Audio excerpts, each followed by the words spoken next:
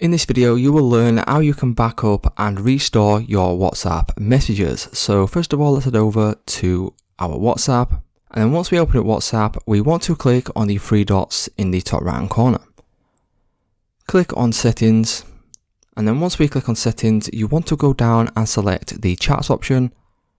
And from here, if you scroll down, you will now see an option for chat backup. Click on this.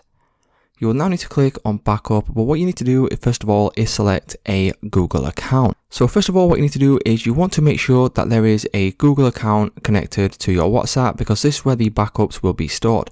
Once you've selected the Google account, you can go ahead and select if you want to include videos.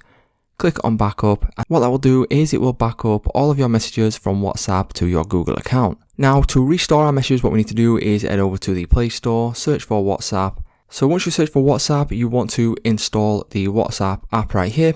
You then want to open it, and then you can go through the setup process. Select your language, go ahead, click on agree and continue, and then select allow. From here, you want to enter in your phone number. Once you enter in your phone number, you can click on next. And then once you do this, click on continue, click on allow again, and then allow access.